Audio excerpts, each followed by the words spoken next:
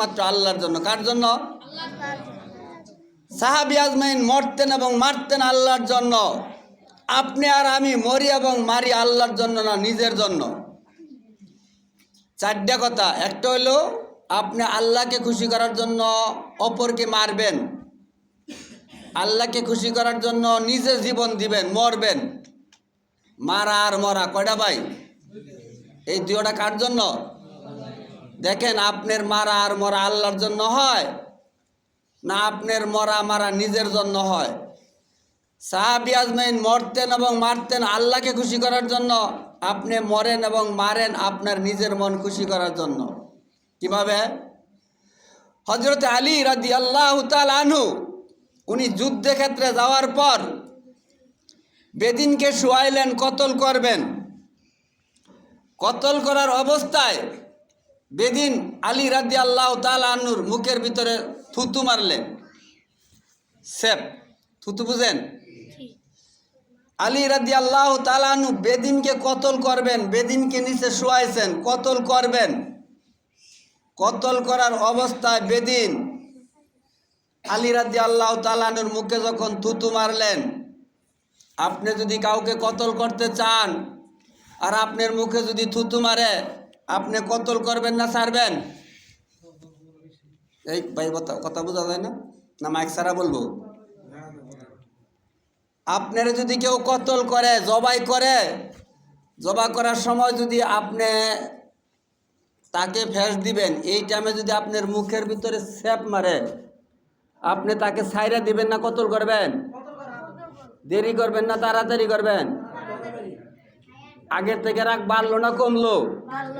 বাড়লো। এটা আয়াতের নাম্বার আপনি শুনেন, সূরা আনআম আয়াত নাম্বার 162। এই আয়াতে 4টা কথা কইলেন। আপনি বাচ্চা থাকবেন আল্লাহকে খুশি করার জন্য, আপনি মরবেন আল্লাহকে খুশি করার জন্য। কাকে?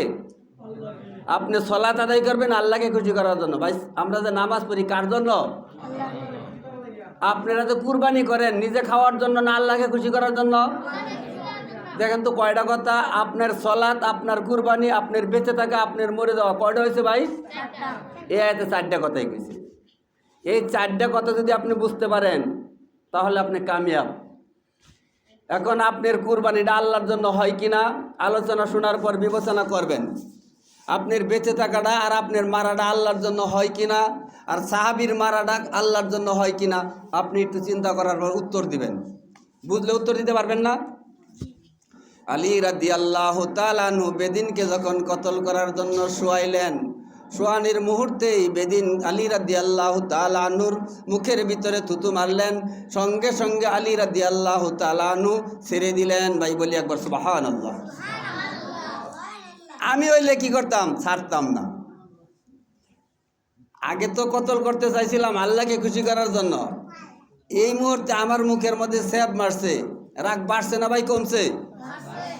আমি হইলে তারা তাড়াতাড়ি কতল করতাম। তাহলে দেখেন, আমি আর আপনি হলে কি করতাম ভাই? তাড়াতাড়ি কতল করতাম। আলী রাদিয়াল্লাহু তাআলা আনহু তাড়াতাড়ি কতল করলেন না, তিনি সঙ্গে সঙ্গে সারিয়া দিলেন। বেদিন বুঝতে পারলো না ব্যাপারটা। বেদিন বলে, ভাই আলী, আমি তো ব্যাপারটা বুঝতে পারলাম না, তুমি আমাকে কতল করার জন্য শোয়াইলে, আমি তোমার মুখে সেপ মারার পর তুমি কেন আমাকে সারিয়া দিলে?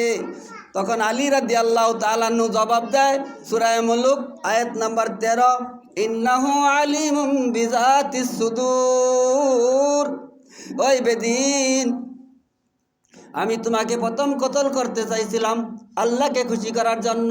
কাকে খুশি করার জন্য? যখন তুমি আমার মুখে সেপ মারছ তখন আল্লাহকে খুশি করার জন্য আর মনে নাই, তখন আমার মুখে সেপ মারার কারণে আমার রাগ হয়েছে, আমি তোমাকে ছাড়তে পারি না। এখন যদি আমি কতল করি, আল্লাহ অন্তরের খবর রাখেন, কেউ যেটা জানে না সেটাকে জানে ভাই, কেউ যেটা শুনে না সেইটাকে শুনে ভাই, কেউ যেটা জানে না সেটা জানে আল্লাহ, অন্তরের খবর রাখেন আল্লাহ। সূরা মুলুক আয়াত নাম্বার 13, ইন্নাহু আলিমুম বিযাতিস সুদূর। বান্দার অন্তরের খবর আল্লাহ রাখেন।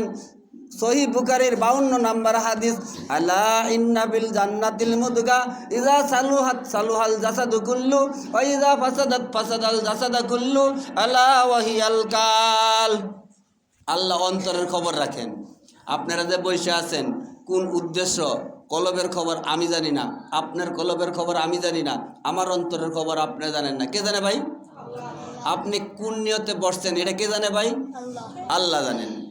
এইবার আলী রাদিয়াল্লাহু তাআলা আনহু ওই বেদিনকে বলে, বেদিন শুনো, তোমাকে প্রথম কতল করতে চাইছিলাম আল্লাহকে খুশি করার জন্য, যখন তুমি সেপ মারছ এখন আর আল্লাহর খুশি নাই, এখন আমার অন্তরে রাগ হয়েছে, আমার মুখে থুতু মারছ, আমি তোমাকে কি ছাড়তে পারি? এখন যদি আমি কতল করি কিয়ামতের দিন আল্লাহ আমাকে জিজ্ঞাসা করবেন, ওই আলী তুমি বেদিনকে কতল করিয়াছ তোমার মুখে থুতু মারার কারণে। এখন যদি থুতু মারার কারণে কতল করা হয় তাহলে কি ভাই এটা আল্লাহর জন্য হয়েছে? তখন বেদিনকে আলী রাদিয়াল্লাহু তাআলা বুঝ দিলেন, বেদিন তোমাকে এই জন্যই আমি ছাড়িয়া দিলাম, যদি আমি তোমাকে কতল করি কিয়ামতের দিন আল্লাহ যদি আমার জিজ্ঞেস করে, আলী তুমি ওই বেদিনকে কতল করিয়াছ তোমার মুখে থুতু মারার কারণে, আমি আল্লাহকে খুশি করার জন্য কতল করো নাই। বেদিন বলে, ভাই বুঝবার আর বাকি নাই, তোমাদের ধর্ম কতই না সুন্দর, তুমি আল্লাহকে খুশি করার জন্য কতল করতে চাইছ, আর আমি তোমার মুখে থুতু মারলাম, তুমি আমাকে সঙ্গে সঙ্গে ছাড়িয়া দিলা। বেদিন বলে, ভাই আর দেরি করার সময় নাই, তুমি আমাকে তোমার রাসূলের নিকট নিয়ে যাও। এবার আলী জিজ্ঞাসা করে, এই তুমি আমার মুখে সেব মারলা কারণটা কি? ভাই একটা উদ্দেশ্য আছে না? নিচে পড়ে এখন কতল করার সময় হাতে পায়ে ধরবো, মাপ চাইতে থাকবো যে ভাই জান ভিক্ষা দাও, তাই তো? আর জান ভিক্ষা না চাই আর সেব মারছে, তাহলে করে একটা নিয়ত আছে না? এইবার ওই বেদিনকে বলে আলী, এই বেদিন তুমি কিভাবে আমার মুখে সাহস পাইলে সেব মারার? তোমার সেব মারার উদ্দেশ্য কি? তোমার নিয়ত কি? আলী রাদিয়াল্লাহু তাআলা আনহুর নিয়ত কি আর বেদিনের নিয়ত কি? বেদিন মনে করছে বাঁচার তো আর কোনো উপায় নাই, কতল করার পর প্রতিশোধ নেওয়ার আর সুযোগ নাই, প্রতিশোধ নেওয়ার জন্য আমি তোমার মুখে থুতু মারলাম, তুমি যেহেতু আমাকে কতল করবা আমি তো তোমাকে কতল করতে পারবো না, এই কতলের প্রতিশোধ নেওয়ার জন্যই আমি তোমার মুখে থুতু মারলাম। আরেকটা উদ্দেশ্য হইল, আমি যদি তোমাকে থুতু মারছি এই কারণেই তুমি যেন দেরি না করে তাড়াতাড়ি চাক্কু জাতা দাও, যদি তোমার অন্তরে রাগ হয় তুমি তাড়াতাড়ি ভেস দিবা, আর তাড়াতাড়ি ভেস দিলে কষ্ট কম হইতে পারে, আর যদি তুমি আস্তে আস্তে ভেসাও তাহলে কষ্ট বেশি হইতে পারে। ঠিক না বেঠিক? এইবার আলী রাদিয়াল্লাহু তাআলা আনহু বলে, দেখো বেদিন তুমি প্রতিশোধ নেওয়ার উদ্দেশ্য আমার মুখে সেব মারলা, আর আমি আল্লাহকে খুশি করার জন্য তোমাকে ছাড়িয়া দিলাম। এইবার বেদিন বলে, ভাই বুঝবার আর বাকি নাই, আর দেরি করার সময় নাই, আমি আর বেদিন থাকবো না, আমি তোমাদের ধর্ম গ্রহণ করব, ইসলাম ধর্ম গ্রহণ করব, আমি রাসূলের নিকট যায় কালেমা শাহাদাত পড়ব, তুমি আমাকে নিয়ে যাও তোমার রাসূলের নিকট, আমি এক্ষুনি ইসলাম গ্রহণ করব। বলি সুবহানাল্লাহ। তাহলে কি ভাই সাহাবীদের মরা কি আল্লাহর জন্য না আপনার মরা আল্লাহর জন্য? আপনার আর আমার মালা আল্লাহর জন্য। আপনি মারেন এবং মরেন দেশ নেওয়ার জন্য, আপনি মারেন এবং মরেন গাছ নেওয়ার জন্য। এই গাছটা আমার, হ্যাঁ বললে আমার, সীমানায় পড়ে গেছে, এই গাছ নেওয়ার জন্য মারপিট হয় কি হয় না? তাহলে আপনার মরা আল্লাহর জন্য হয় না, সাহাবীদের মরা আল্লাহর জন্য হয়। আপনি দেশ নেওয়ার জন্য একজন আরেকজনকে মারেন, আর সাহাবীরা দেশ নেওয়ার জন্য মারতো না। এই যে ইলেকশন সামনে আইতেছে, কত বেটার বুঝছে মারা যাবে, এটা কোনো সীমাই নেই, মরে না? ছোটোখাটো ইলেকশনে মরে, আর এটা বড় ইলেকশন, এটা বড় ইলেকশন না? ছোটোখাটো মেম্বার চেয়ারম্যান ইলেকশনও মানুষ মারা যায়, আর এটা বড় ইলেকশন। তা আপনি দেশ নেওয়ার জন্য, গদ্দি নেওয়ার জন্য, চেয়ার নেওয়ার জন্য একে অপরকে মারলেন, আর সাহাবী আজমাইন আখিরাতের বাদশা হওয়ার জন্য মারলেন। আপনি তো ভাই বোকা, তো আপনার নাম রাখছে কত সুন্দর খোকা। সাহাবী আজমাইন জান্নাতের বাদশা হওয়ার জন্য, আখিরাতের বাদশা হওয়ার জন্য তারা একে অপরকে মারলেন। আপনি দুনিয়ার বাদশা হওয়ার জন্য মারলেন। দুনিয়ার বাদশা ক্ষণস্থায়ী, আখিরাতের বাদশা চিরস্থায়ী। আল্লাহ রাসূল বললেন, আদ-দুনিয়া ফানিয়াতুন ওয়াল আখিরাতু বাকিয়াতুন। আখিরাতের বাদশা চিরস্থায়ী, আর দুনিয়ার বাদশা ক্ষণস্থায়ী। দুনিয়ার বাদশা ভাই কয়দিনের? অল্প কয়েকদিনের। আর আখিরাতের বাদশা চিরস্থায়ী। আল্লাহ রাসূল জানায় দিলেন, আদ-দুনিয়া ফানিয়াতুন ওয়াল আখিরাতু বাকিয়াতুন। আখিরাতের বাদশা চিরস্থায়ী, আর দুনিয়ার বাদশা ক্ষণস্থায়ী। ভাই দুনিয়ার সুখ তো সুখই না, আবার দুনিয়ার দুঃখও দুঃখ না।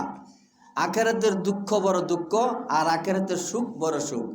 আপনি দুনিয়ার একটা সুখের বাড়ি করলেন, একটা এসি গাড়ি করলেন, একটা এসি বাড়ি করলেন, সুখের কোনো সীমা নাই। এই এসি গাড়ি আর এসি বাড়ি থাকার পরে আপনার মরার ভয় আছে না নাই? মরবেন।